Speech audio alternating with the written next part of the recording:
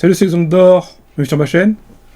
Alors, c'est une vidéo un peu improvisée par rapport à certains événements que vous avez pu voir sur internet, notamment le trailer du prochain film Supergirl. Alors, actuellement, je suis en train de lire les Green Lantern Saga. Je suis bientôt à la fin, je suis au numéro 28, et en tout, il y en a 34. Mais ce qui dit Green Lantern Saga, ça comprend aussi la série Red Lantern. Par contre, il y a plusieurs séries dans ces kiosques, et à chaque fois, tu as des crossovers. Donc en fait, il faut lire toutes les séries, après tu lis le crossover. Et notamment la série Red Lantern. Et en fait, faut comprendre, c'est ce qui m'a poussé à lire les Green Lantern. C'est la série Supergirl New 52, notamment quand Supergirl, elle devient une Red Lantern. Donc je suis arrivé à ce que j'avais déjà lu, donc j'ai relu ça. Bon, malheureusement, je me suis rendu compte que j'ai pas la fin de la série Red Lantern. Faudra que je la prenne en VO.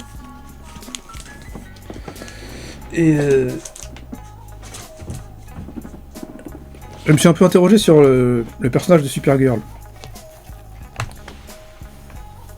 Faut comprendre que Supergirl, c'est un personnage que j'apprécie beaucoup.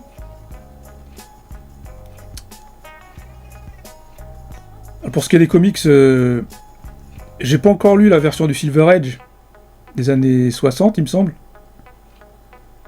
J'ai pas encore lu ça, mais il faudra que je lise un jour.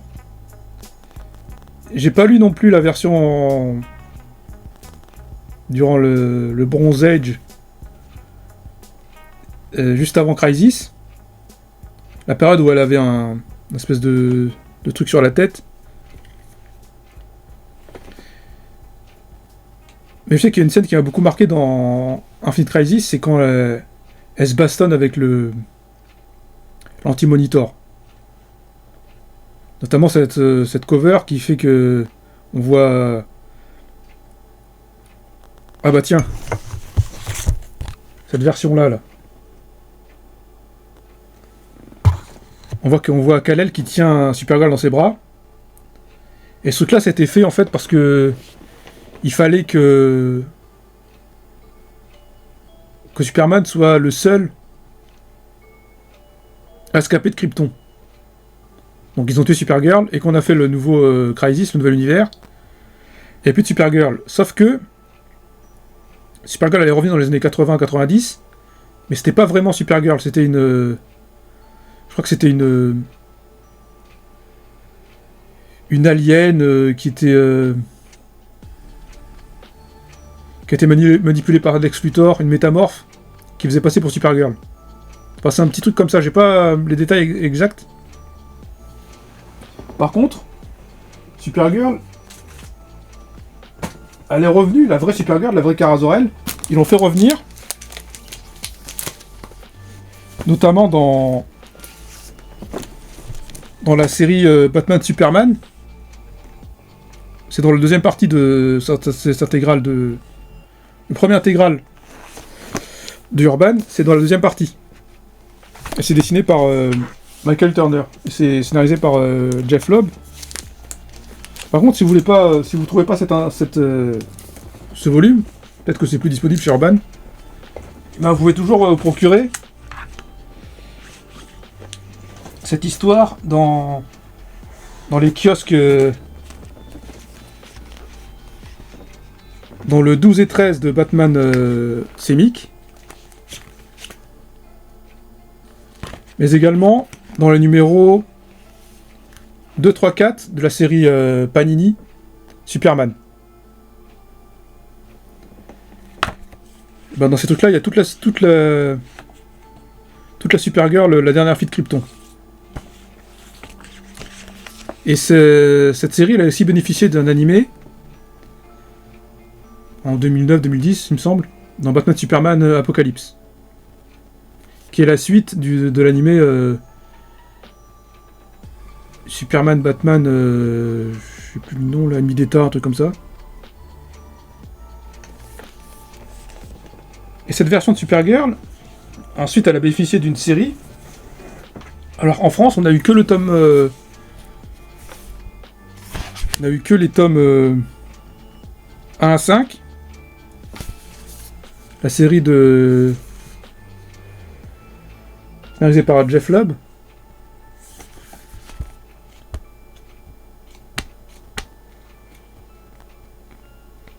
Avec des dessins plutôt sympathiques.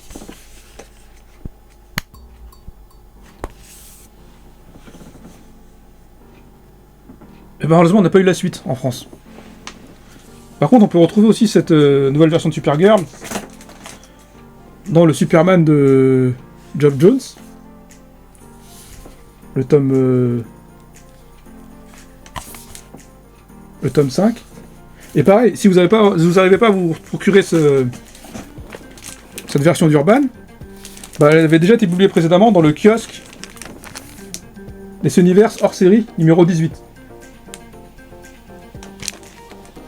Sachez que c'est un peu compliqué de se procurer des anciens bouquins d'Urban en ce moment. Parce qu'ils font des rééditions avec les paperbacks, je sais pas quoi. Donc voilà. Et j'ai beaucoup aimé cette version-là. Le Superman de Geoff Johns. Notamment parce qu'on comprend les origines de Kara. On comprend qu'elle a été traumatisée par rapport à la perte de Krypton. Parce qu'on comprend que c'est Brainiac qui a capturé Kandor, et elle a vécu ça, Kara. Dès qu'elle voit Brainiac, elle pète un câble, quoi.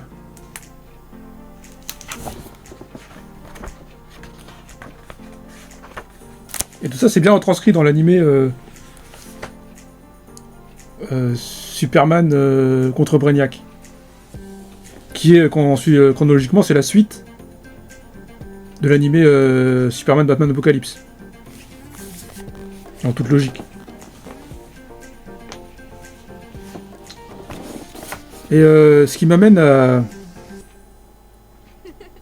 la série No 52. Donc j'ai parlé dans une ancienne vidéo sur le Superman No 52. La série Supergirl No 52. Alors, chez Urban, on a eu le premier tome en version cartonnée. Et pour l'intégralité de la série, il faut aller dans les kiosques DC Saga, Superman Saga, et notamment les Superman Saga hors série, dont la série avec les Green Lantern. Avec les Red Lantern plutôt. Et cette série, enfin, elle est vraiment... vous avez vu voir dans ma dernière vidéo, j'avais fait sur Superman No 52, et j'ai vraiment apprécié cette série. On sent vraiment la détresse psychologique de Kara. On comprend que la meuf, Kara, c'est pas Kal-El, quoi. Ce qui est souvent une opposition entre les deux. C'est que Kara, elle a vécu sur Krypton, quoi. Elle a perdu sa planète. Tandis que Kal-El, il a pas vécu sur Krypton. C'est un orphelin. Il s'en seul, parce qu'il n'a pas des gens comme des gens de son espèce. Mais il a vécu parmi les humains. Il n'a pas eu cette perte soudain de sa planète, quoi. Par contre, ce qui me dérange, c'est que ils n'ont pas publié chez Urban la suite de Superman No 52. La suite qui logiquement est Supergirl Rebirth. Alors je me suis procuré le tome 1 il n'y a pas longtemps, en VO, et il faut que je procure la suite.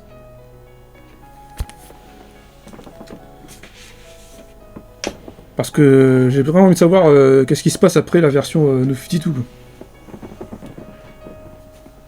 Et ce qui m'amène au Supergirl dont tout le monde parle en ce moment. Supergirl One of Tomorrow. Alors ce truc-là,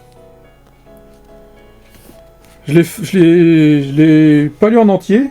Enfin que je m'y remette dedans. Mais ce qui me dérange, c'est que c'est pas la continuité de ça, en fait. On montre que ce truc-là, c'est un Elseworld. C'est pas la bonne continuité. Et je préfère continuer cette continuité-là avant de m'attaquer à ce truc-là. Alors ça, c'était pour les comics. Maintenant, pour ce qui est de l'interprétation de Supergirl en live action. Alors, il y a le film de 84 avec Alan Slater. Alors, j'ai vu ce film-là quand j'étais petit. J'ai revu quelques extraits des années plus tard. Et c'est pas fait pour moi, en fait. Je suis désolé pour les fans de ce film, mais c'est trop perché pour moi. Tu vois. Ensuite, évidemment, il y a eu la version de l'animé, Superman, l'Ange de Metropolis, qui pour le coup, cette série-là, elle s'adresse à tout le monde. Qu'on soit petit ou grand. Et ça me parlait un peu plus. Et ce qui m'amène à la saison 7 de la série Smallville, avec l'interprétation de Laura Vandervoort. Oh là là. Alors ça, en plus d'être une actrice qui est vraiment canon, bah pour moi elle interprète Supergirl de la meilleure façon possible. C'est-à-dire qu'elle reprend ils ont repris la version de Jeff Loeb dans Batman Superman, une version un peu rebelle, mais quand je dis rebelle, attention.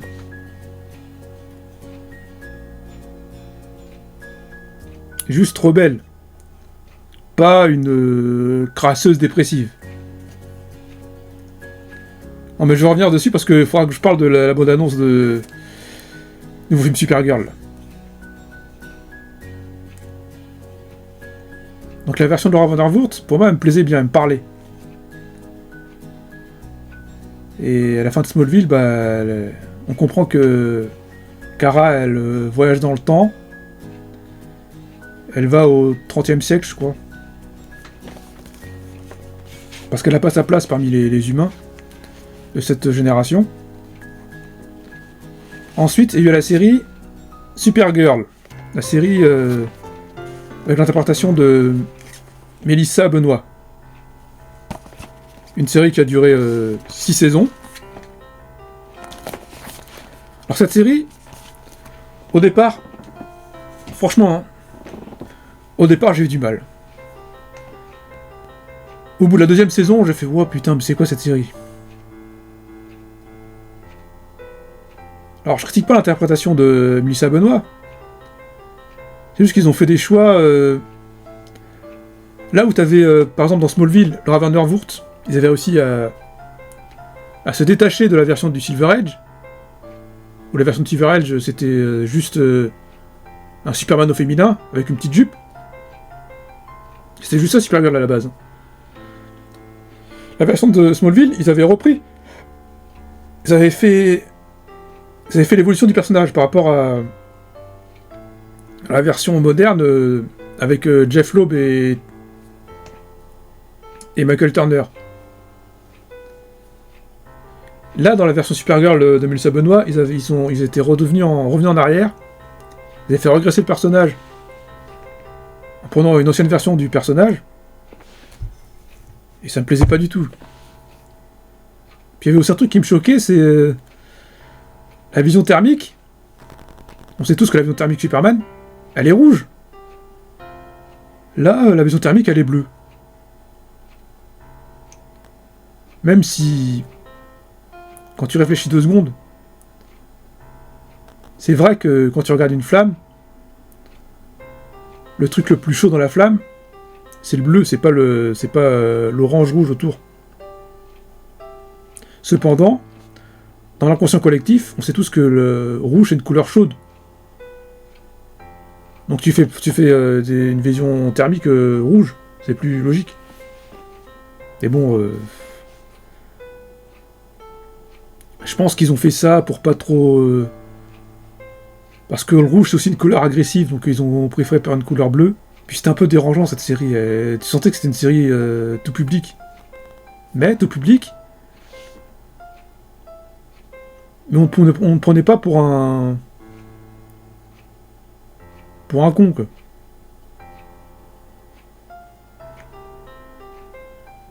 Cependant, bon, j'avais laissé tomber au bout de la saison 4, à partir de la saison 2, parce qu'il y avait un truc qui m'a... Alors, dans la série, vraiment, t'as Han Kang-cho, qu'on sait que ça c'est... Dans les comics, la part de Superman, on sait que Han Kang-cho c'est Cyborg Superman. Et le principe de Cyborg Superman, c'est que c'est un côté humain, un côté cyborg, et le côté humain, bah on a tendance à le confondre avec Kal-El, avec Clark Kent. Donc il dit je suis Cyborg Superman, tu dis ah ça se trouve c'était Superman avant. Sauf que là, en Kensho c'est... Il ressemble pas du tout à Clark Kent.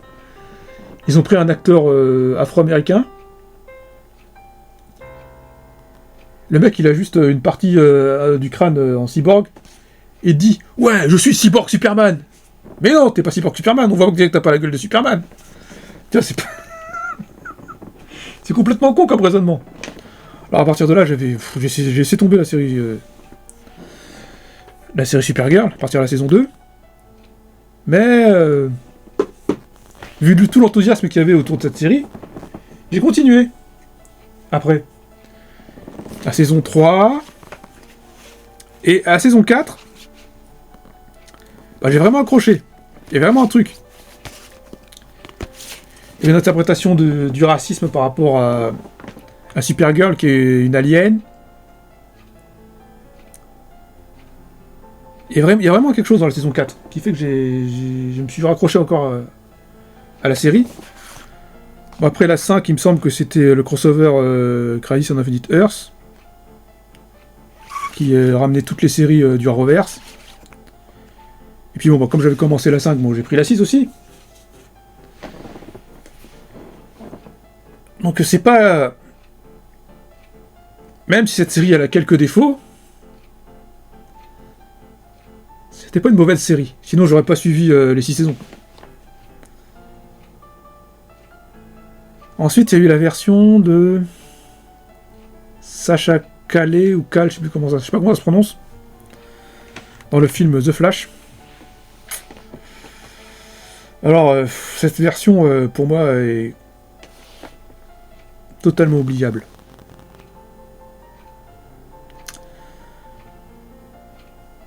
Alors quand même pas me dire que oui, ouais mais c'est comics accurate par rapport à une version de Supergirl dans le futur qui est la fille de Superman et Wonder Woman. Ta gueule. Ta gueule. Kara, le personnage dans The Flash, c'est Kara Zor-El, la cousine de Superman. Kara, elle est blonde, aux yeux bleus. C'est pas une brune latino.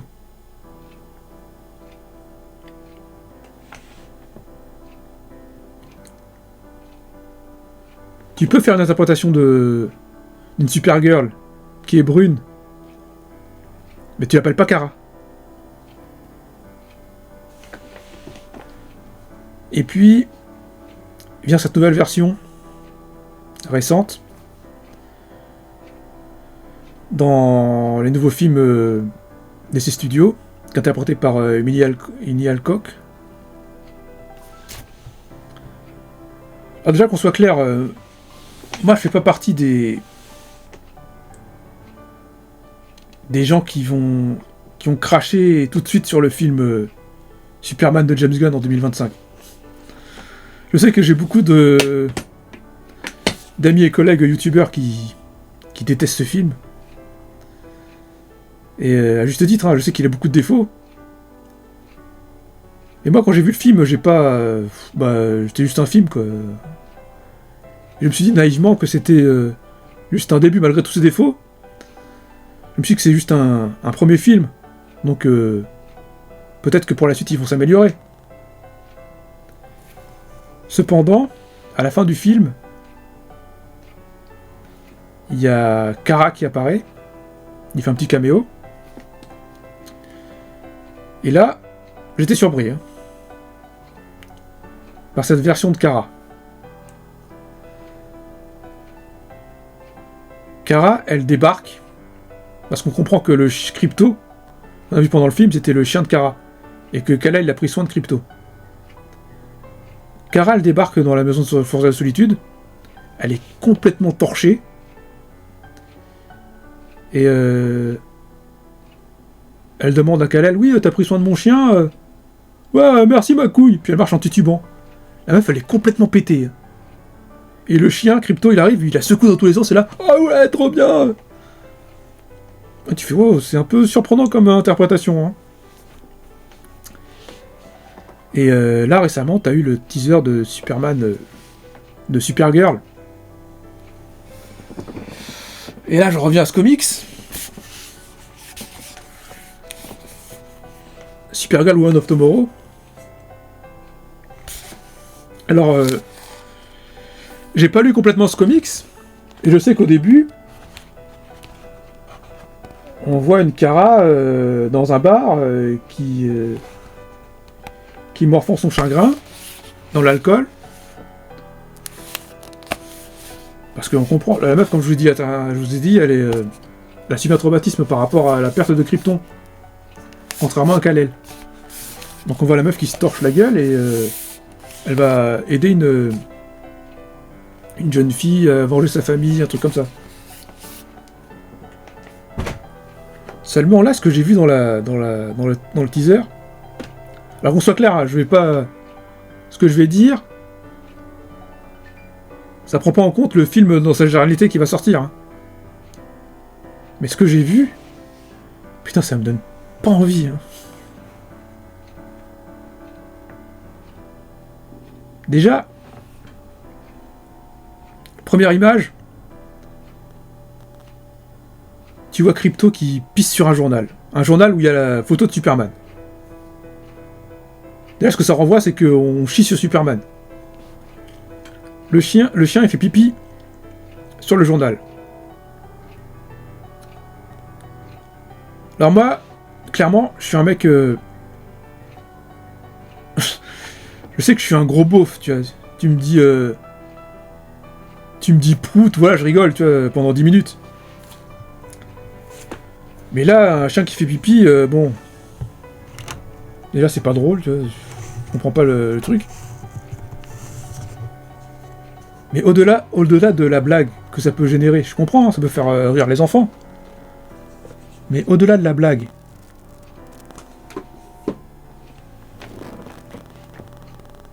Qui fait ça?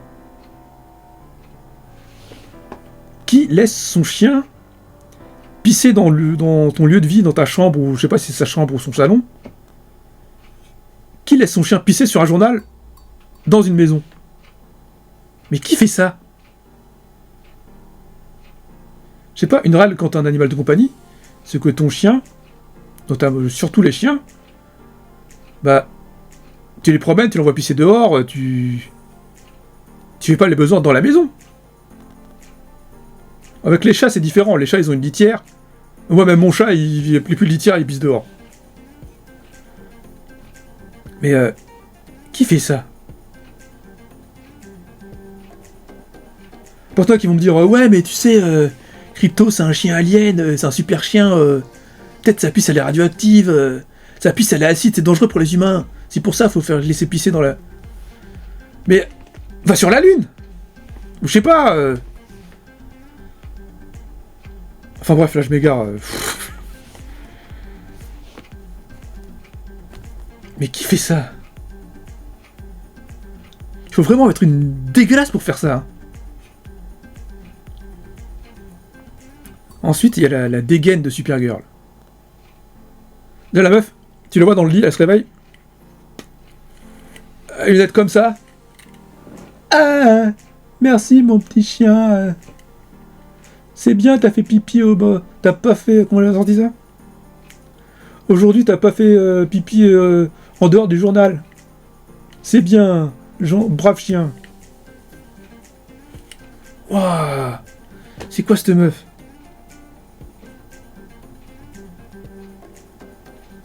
Et toute la dégaine pendant la trois quarts de la bonne annonce.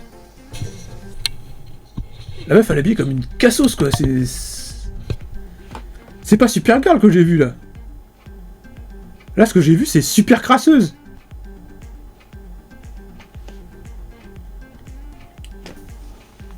Et il y a un truc qui me choque. C'est qu'est-ce que Lobo il va faire dans ce film, en fait.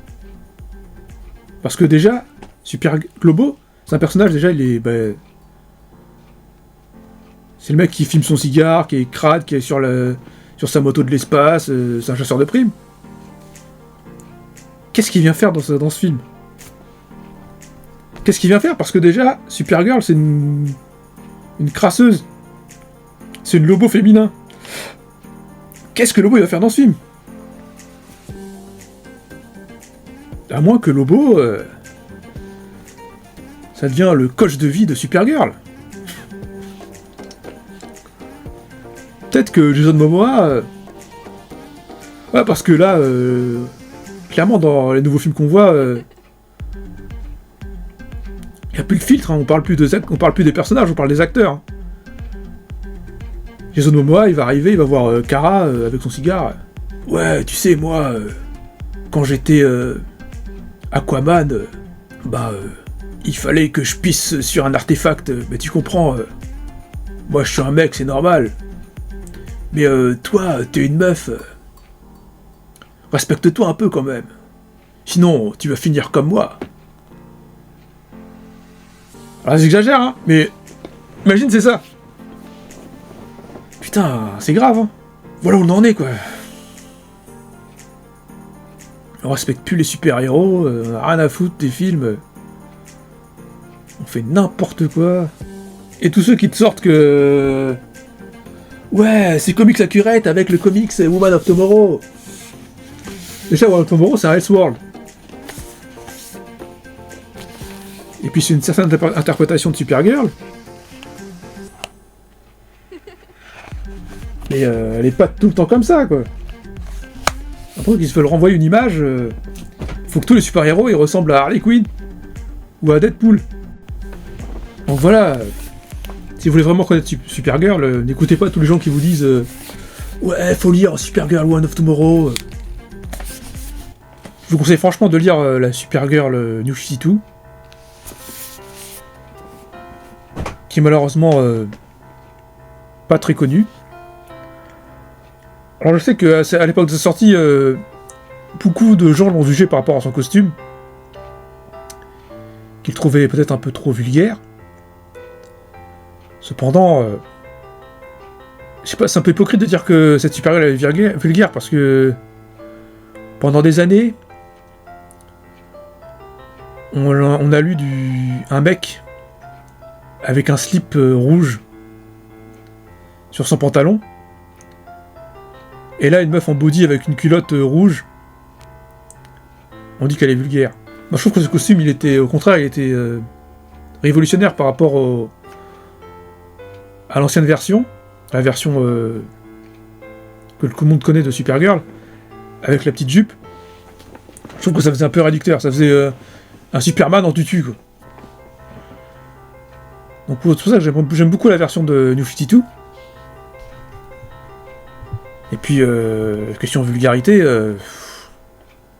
désolé, mais bon, quand tu vois Starfire dans les années 80, et quand tu vois Witchblade, il peut même aller beaucoup plus loin que ça. Quand tu vois Red Sonja, franchement, Supergirl, son costume il est soft à côté, hein. Donc voilà, il faut pas contourner Supergirl uniquement au nouveau film qui va sortir bientôt, ou au comics Superman, Supergirl, Woman of Tomorrow, quoi. Il y a plus que ça. Donc voilà.